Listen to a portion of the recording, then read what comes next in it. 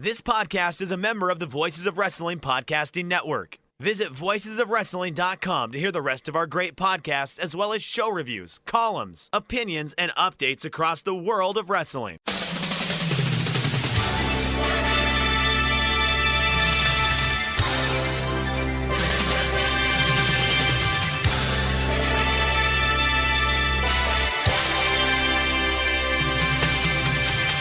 Hello everybody and welcome to a special bonus episode of the Super J-Cast. I'm Joel Abraham, joined by Damon McDonald, and we are very lucky to be joined by the great Rocky Romero. Rocky, it's a pleasure and a privilege to have you on the show. Thank you for joining us.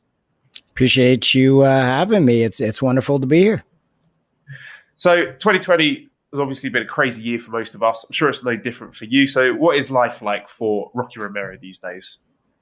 Very, very busy. Busier than usual, to be honest. I mean, usually I'm busy with like wrestling, but not as much wrestling, going on, obviously, but still with the podcast stuff and, still doing stuff for New Japan here and there. And, we still have New Japan Strong that we're doing and taping. So extremely busy. I remember the fond days of, the beginning of the pandemic where the world was at a standstill and all I had to do was just wake up and do nothing. I miss those days. So we've got a big event coming up this week. We've got Talking Shop-A-Mania 2, Rise of the Torturer, coming up this Friday, 30th of November. So for those listeners who are in the dark, could you please tell us about what you and the Good Brothers have planned for this show and how people can check it out? Sorry, my dogs might be barking because they got we love bones. Yeah, they're little punks when they know when I'm doing something important, so they like to let themselves be known. But Talking Shop-A-Mania is a zany pay-per-view idea that Luke Doc Gallows came up with. When the guys got let go from WWE, basically Gallows called us both and was like, I got this amazing idea. We obviously can't wrestle in front of fans, but I have this crazy pay-per-view idea that if we put on some bad wrestling and, things that are within our humor and just kind of something that's fun and crazy with, all our friends and, people that we know and contacts through the professional wrestling world, if we bring them all to my backyard, film this weird pay-per-view that maybe people will think it's funny. And much to our surprise, they did. And now here we are, was successful enough to do another one. And here we are, we're about to do Talking Shop-A-Mania 2, Rise of the Torturer. And this one is far better, far worse, far greater, far more expensive than the one previous. So I'm really excited for the world to see it. I hope that it'll, get people to watch and something that's very fun and crazy and just unique. It's a very unique pay-per-view idea and a very unique. This time it's more of like we're weaving a story together. So, if we can get through this one and hopefully it does well enough, we'll do the trilogy at least. And the third one is even more crazy and more interesting and more, the storyline is pretty out there, but that's just a fun pay-per-view, man. I mean, it's really just an extension of our podcast Talking Shop and the extension of kind of our crazy humor and more Gallows and Anderson's crazy humor than probably mine. But yeah. Now, and this is Damon Rock. When they came to you, was there a specific thing that kind of triggered these ideas to have happen, or was it just a situation of, look, I have this wacky idea. Do you want to do this? I mean, I think it was like sorry, there you are. Kids, calm down.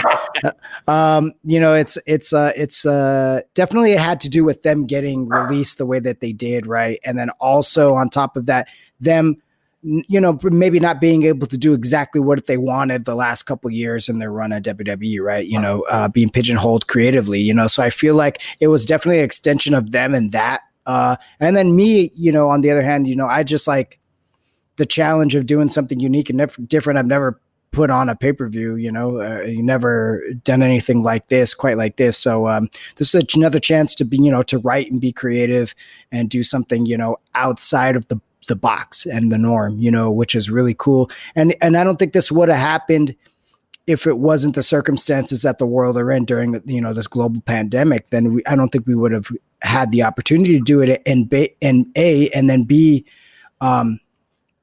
kind of not being able to, we would have maybe done it in front of fans, let's just say, and it would be a completely different concept, So I feel like, just kind of blessed with the, this opportunity presented itself, and we kind of took advantage of it and just, hit the ground running. Right. I was going to ask, I mean, do you think just the way the pro wrestling landscape has changed in, say, like the past 3 or 5 years, do you think you would have been able to pull off something like this, say, 3 years ago? I don't think so.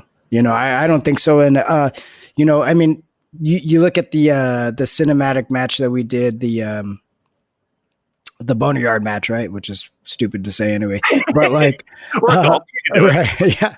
But, if it wasn't for like, the Matt Hardy stuff, years ago with the, deletion stuff, and then, obviously the pandemic, then Taker and AJ doing the Boneyard match, and the way that they did it, so then I don't think any of this would have been possible, right? If it wasn't for all kind of those elements on top of it. So, excuse me. I feel like, like we wouldn't have been inspired to do it the way we did. And obviously, the way we shot it too, and then spoofing the Boneyard match, of course, was a major part of the success of the first one. So, it wouldn't have happened if any of this ever happened, Again, we're talking with Rocky Romero, talking Shop-A-Mania 2, Friday, November 13th. This Friday. This Friday. On Fight TV. Correct. Excellent. All right, Joel. Well, just for a bit of context, Shakespeare wrote King Lear during a plague, so maybe the great work emerging from this pandemic could be talking Shop-A-Mania. So is that legit? Yeah. Yeah.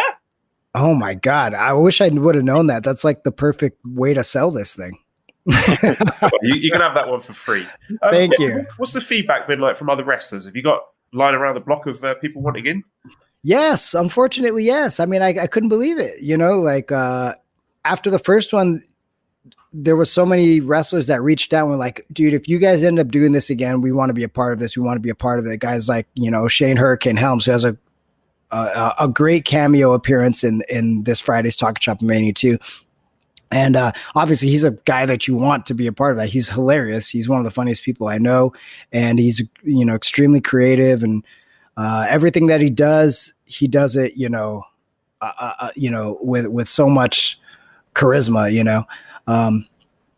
So yeah, there was quite a few wrestlers who, and then there was some wrestlers that didn't know about it or what it was, like guys like Virgil, aka Vincent, who had no idea what it was, who I guess I found out later that talking to Tommy Dreamer that he thought he was getting booked for AEW because it was on a Tuesday that we filmed it.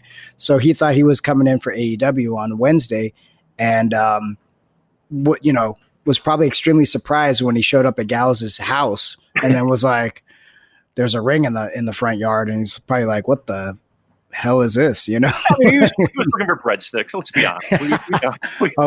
He may or may not have got some. Nice. Do you think that the comedy element of pro wrestling is underappreciated these days? I mean, I think it's an essential part of the show, overall, right? Like, even you look at like a New Japan card, and that's an important element, right? Because you can't have every match where just like everybody's just beating the crap out of each other, and plus you got to make that match be important, right? Like, you can't have Shizuki versus Shingo every time, even though how awesome it is, but you can't have 5 or 6 matches of like that back to back, right? That gets a little old. So you got to have a Yano match in there.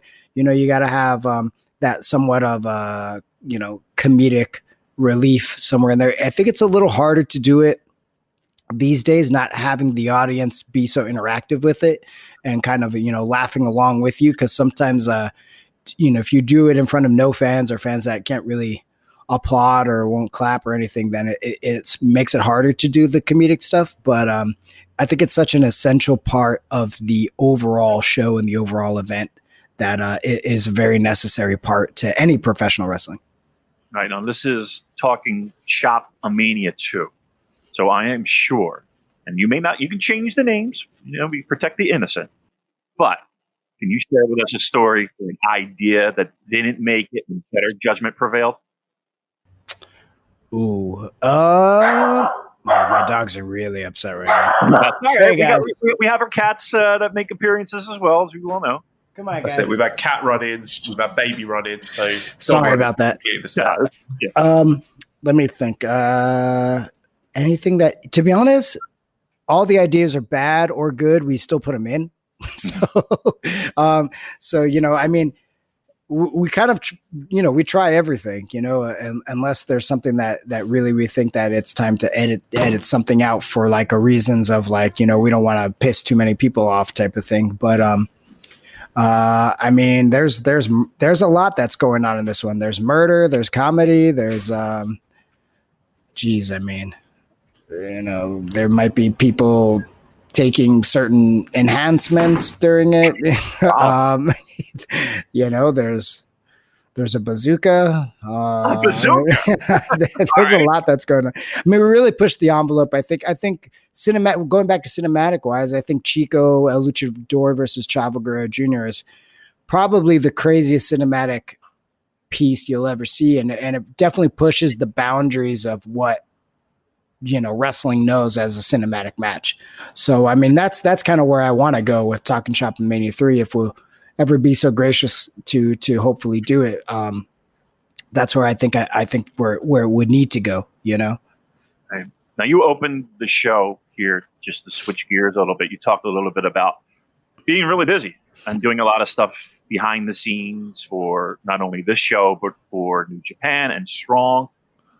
Talk a little bit about that, like that transition for yourself and your career, kind of doing a little bit more behind the scenes, specifically for New Japan.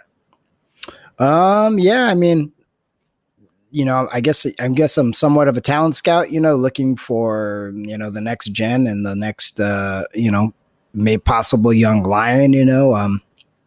Really, it's up to Shibata that he handles the hard job of training people and getting them, you know, physically ready for the New Japan style and the New Japan ring. But I've been helpful in trying to help find that next generation. So that's it's great. You know, it's very rewarding to be a part of something like that. And you know, having you're trying to have your finger on the pulse is the most important part and the most important piece of it. And definitely with New Japan Strong, a lot of people that I've suggested have been able to get on the show, you know, guys like Blake Christian and Danny Limelight and a bunch of others. So I feel like, you know, I think it's one thing about Strong that's cool is you don't really know who's going to show up, really, you know, like, and I think there's a wider array of people that you wouldn't have normally show up in a New Japan Japanese show, right? Because obviously, you know, it's a different commitment to that. And that's kind of like, you know, the main flagship product. But, you know, being kind of the, almost like an NXT, I guess, like a subsidiary product to the flagship, it's kind of cool to have different people and kind of like, it's not New Japan Strong, but the Super J Cup coming up is kind of an extension of like the US brand or whatever. So it's really cool to have somebody like Chris Bay, who's an Impact wrestler through and through, completely contracted Impact wrestler, to have him be a part of it. And then having Ray Horace, who's an ROH wrestler, completely contracted ROH wrestler, having him be a part of it. And then, you know, our crew, you know, Clark Connors representing the dojo, and, you know, Bullet Club, ELP, and, you know, whoever else is on that card. I mean, so I think that's pretty cool. But I mean, obviously it's not exactly the same, but it's an extension of, I guess, Strong in a way. So I don't know. It's cool to just be a part of it and kind of see New Japan grow as much as it has over the last, you know, 5 years. You know, it's been crazy. So I'm glad, and you know, New Japan's my home. I'm glad to be to be able to just try to help this thing grow as much as I can and help out where I can, you know, whether, you know, if it's commentary or, you know, helping to find talent or, you know, whatever I can do. You know, I want to help and see this product grow. Like, I don't want to, you know, I don't necessarily want to go and work for like a WWE or something like that. Like, that just doesn't really interest me. I'd rather be a part of the, you know, the underdog and the, you know, being a bigger fish in a smaller pond than just, being a part of this massive conglomerate and just kind of, unhappy, Right. or not being, in control of like the little things that matter. Like, you're wrestling, that's important. Right. So like not to be, or being stopped to do creative things outside of the company, like nobody's stopping me to say, hey, you can't do Talking Shop-A-Mania, you can't have a podcast, you can't be on whatever, so you can have a YouTube. I mean, it's like, we're in the end, we're wrestlers or performers or entertainers, we're, athletes, and we have other interests, so I feel like, if I want to game, I should be able to game in front of people. And if they want to pay me for it, why not, So, so I just feel fortunate to be working for, such a great company, and a company who cares about the fans, like a lot, cares about the product, like a lot, cares about the details and the people who are involved and all the little things that would make New Japan Pro Wrestling fucking awesome, So you've laid out a lot of the positives there of producing a show like New Japan Strong. What have been some of the struggles of doing it? Pandemic, I mean,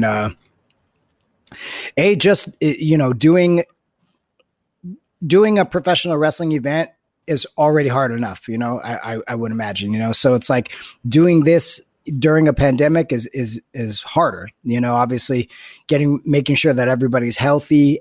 That's the priority, overall anything, so making sure that everybody's tested right and tests are good, and getting there and make sure that everybody's tested again. And, when people go home, making sure that everybody's safe and their families are safe. I mean, that's the biggest probably worry about doing any of these events, whether they be in Japan or they be in America. So, that's probably the hardest thing by far. Secondary is just like, figuring out who's going to be a part of it and the crew. I can't imagine that's an easy task, especially when you're running two simultaneous shows or two simultaneous events or whatever in two different countries. Just trying to figure out who's going to be where, and that's definitely got to be an issue. But I guess overall, just dude, we're running. We're trying to keep this thing going, keep Strong going, and obviously, I'd love to see Strong continue to grow on a Western platform. Whether if they found a home on cable or satellite or something. I think that'd be really, really cool to see that kind of, since it's more the way that you present it, a traditional kind of Western show. It would be cool to see that kind of go to the next step, Yeah, and as fans, we like to see young up-and-coming wrestlers and hitch our wagon to them and watch their development throughout their career. And you mentioned a couple of guys like Blake Christian, Danny Limelight. Who's impressed you the most throughout your time working on Strong? Probably Clark Connors the most, to be honest. I just think that this year, Clark has really just broken through, I think, in a way that he connecting with the audience, B, his matches are just really on another level, his intensity, his character, like he's really just grown up so much. And a part of this, not just kind of, Shibata giving him the base for it, and then him kind of figuring it out himself. So, I think he's grown so much. I think that Lions Break Crown tournament was really cool. That was on Strong. And, I really liked the match between, him and Danny Limelight, the finals.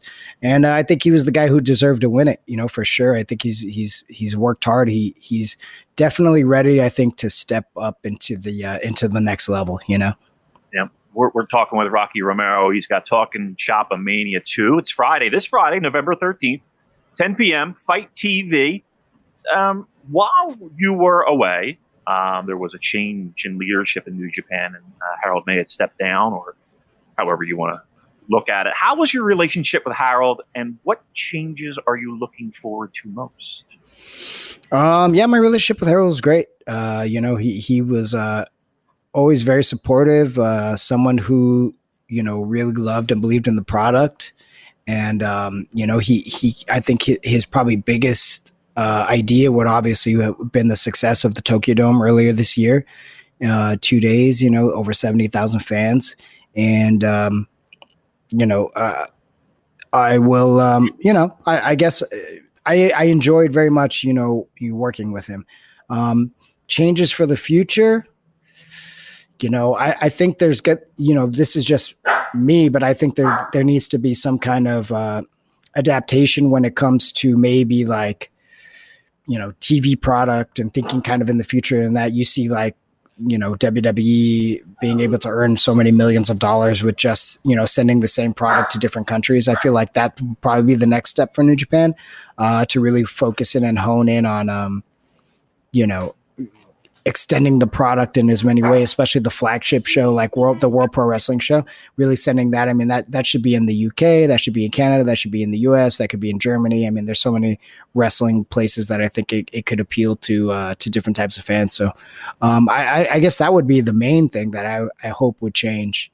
And then of course, just continuing to make New Japan World strong, like really, pushing that, and really making it easy and accessible for people outside of Japan. Right. We get questions all the time, Rocky, as I'm sure you probably do as well, talking about that forbidden door between New Japan and All Elite Wrestling. And sometimes it can get a little troublesome and a little tiring. But you even mentioned the Super J Cup. And we had talked about this on the show recently, how it really feels like a Super J Cup from old, with different promotions coming in. And you mentioned Chris Bay. What are your feelings about a relationship with Impact Wrestling and what that might mean for both companies?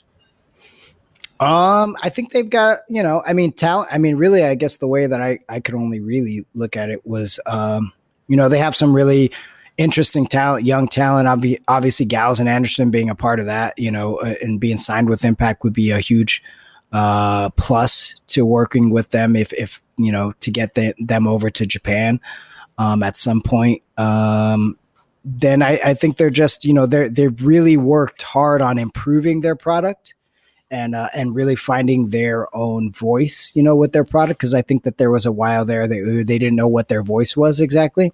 Especially once you took, AJ out and Samoa Joe and Kurt Angle, so I think they kind of floated around trying to figuring out what their product was going to be. And I think they've got a better definitive idea of what it is. And the shows are pretty good. They're actually really good. So I think that there's some benefit in there. Obviously, they, I should say their parent company owns Access TV, where, we were a staple on Access for many, many years. So, I mean, that audience already knows in New Japan, and our product. And there's a bunch of wrestlers that are, that I think are really talented. Like, I think the North is talented. I think Chris Bay is talented. I like the Rascals a lot. And they're another group that I think now has a good finger on the pulse as well, so I feel like, there could be some relationship of friendliness, I should say. I don't want to say relationship. I should say like friendliness, in the fact of like, why can't Chris Bay be a part of the New Japan Cup if he's extremely qualified Super J Cup to be, if he's extremely qualified to do so, or if they have like an X Division Cup, why can't I go over and wrestle for it, or say, Phantasmo, right? I don't know, Robbie Eagles or somebody like that, who would do great in something like that. So I think that there's some room there. I don't know if truly New Japan needs to be partners with anybody, you know what I'm saying? Like to that extent. But I think that going forward, it's important for some of these wrestling companies outside of WWE to be friendly with each other. And especially in the world that we're living with pandemics, where we can't have, 10,000 seat buildings, or whatever, in the US, we can't promote an MSG card, so why not, do the next best thing and have pay-per-view events or have specials or whatever, where like we support each other in some kind of way. If it's sending a guy or selling to maybe doing a tag match or something, I mean, I think that that's very possible. And I think that that's, will kind of keep business going until we can go back to having these days of, a full sold out, MSG, Let's talk about your in-ring action, because you've got a really great reputation among fans for being able to not only put on great performances, like for example that famous match you had at Korakuen Hall during last year's Best of the Super Juniors against El Fantasmo, but also helping younger talent look good when they're opposite you in the ring. So do you get more enjoyment in the glory of a big win or making others look good? It's a good question. I mean, it kind of depends on the situation, but I think for so many years, I've tried to. Well, I would say so for most of my career, I've always tried to put the emphasis on my opponent, right, or my partner, or however you want to say it. So it's kind of nice every once in a while to get the accolades, everyone that come along with it, and just the feel good, especially if the story's right. And like last year with Phantasmo, it was very meaningful in so many ways, right? Like true goal of being at the top of the card, the main event in a Korakuen and a sold out Korakuen in the Best of the Super Junior, because it's been years to have an opportunity like that, and then not to have to share, not sharing the spotlight with 3 or 4 other people, because we did it with the Kozlov and I and the Bucks, and Trent and I think the Bucks, Trent and I, with a couple other teams. So it kind of just having that weight is nice sometimes as a professional wrestler, because you need to have that challenge. You need to have those butterflies, because sometimes it's easy to just kind of get complacent, I guess, in a way, or just kind of, if the focus is always on so many other people that, sometimes I can just be a cog in the wheel, if on a 6-man, when you're, with Okada or, Ishii, and then you're going against, Naito, Sonata, and Hiromu, it's like, what is Rocky really going to take out of this? You know what I'm saying? So to kind of like get the moment where it's like, it's on you to make the crowd happy and send the fans home happy and make them feel like, the $30-$40 or whatever, $100 that they spent on their ticket was worthwhile, or your $10 subscription to New Japan World. I want to pull my weight too, so it feels good, Yeah. And you've mentioned a lot of the great tag teams you've been involved in over the years with, guys like David Richards, Kozlov, Trent, Taguchi. Going to put you on the spot here. Who's your favorite tag partner? And don't worry, because they probably won't be listening to this, so you're safe.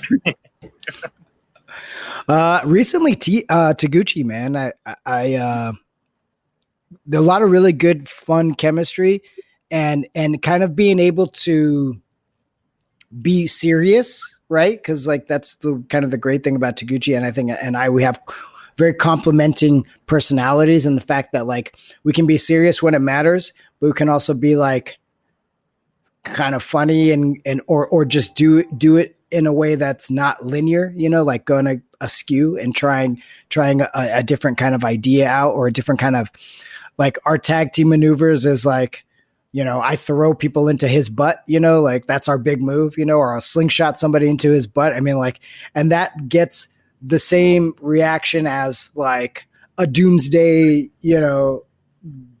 drop kick or something, like, so, or something crazy, so like, I think that's just very awesome that our personalities can build up our tag team moves, or as opposed to just doing the moves, so I think that's just a really unique and really awesome way to have a tag team wrestle.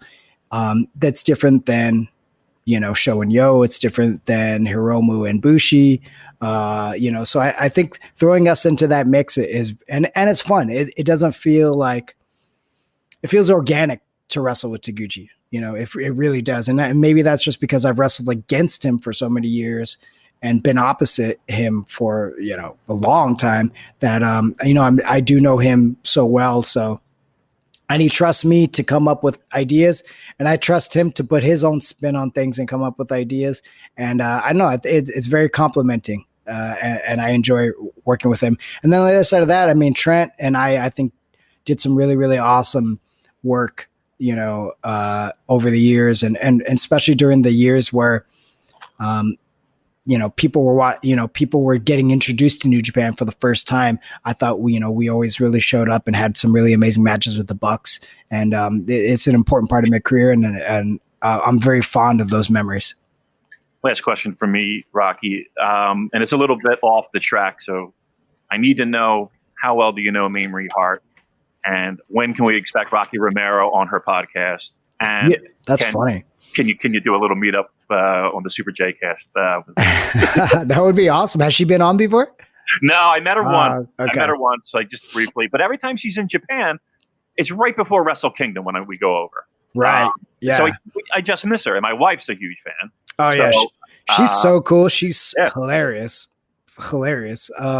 Yeah, we just kind of started following each other online, and then she came to a New Japan show, and she was trying to get tickets. She couldn't get tickets, and she reached out through, I think, like Ron Funches or something, and Funches hit me up and was like, "Hey, my friend Meij, she'd never been to a live New Japan show. She's hoping to come through." So I was able to pull some strings, and I got her in, and then we've just been like, really cool ever since. And last time she was in Japan, we went out and had a couple of drinks and had a good time, and we're up way too late. But yeah, she's super cool. I'm trying. I would like to bring her on Talking Shop, because I think, we don't get to have enough, female energy. I feel like we need to have more of it. And obviously she's hilarious, and she, she does so well with her podcast and her YouTube. I think and she's so knowledgeable when it comes to wrestling. So I think it would be a fun, and she loves to drink, right, and make drinks. So it's like she fits in with the Talking Shop crew like perfectly. So yeah, I'd love to see her come on the show, or us go on her show. I probably should have reached out to her before Talking Shop-A-Mania. I didn't even think about it, but yeah, I mean, 100%. We love Meij over here. Well, there's still time to reach out. Again, we're looking at this Friday. It's Talking Shop, Talking Shop-A-Mania 2. The first one, you enjoyed it so much. They're doing another one. It's Friday. It's November 13th. It's 10 p.m. You can catch it on Fight TV. Yep, 10 p.m. Eastern, 7 p.m. Pacific. It's only $14.99. So, I mean, that's like a couple of trips to Starbucks, like maybe 2 trips, so depending on what you're getting. So, it's not going to break the bank. I promise you will laugh your ass off. And if you don't come looking for a refund, because you cannot get a refund. But maybe for the next one, we'll throw you a bone or something. I don't know. Well, you'll figure it out, I'm sure. We'll figure it out. Take it up with Gallows. If you got a problem, take it up with Gallows. Rocky, thank you so much for taking the time to join us today. It's been great talking to you. Anything else you want to plug before we go? Yeah, obviously, NJPWworld.com every Friday night. New Japan Strong, 10 p.m., 7 p.m. Eastern. Same time slot as Talking Shop this week. So, you can warm up with Strong and then hop right into the good times over at Talking Shop-A-Mania on Fight TV. Everything Talking Shop, check out tnsmania.com. We've got all the different projects and things that we're working on there. At The Real Gimmicks on Instagram, that's our animated series that we're working on. And thank you for supporting RockyRomeroMerch.com, and hope to see y'all soon. Thanks, Rocky. We appreciate it. Don't be a stranger. Thank you. Take care.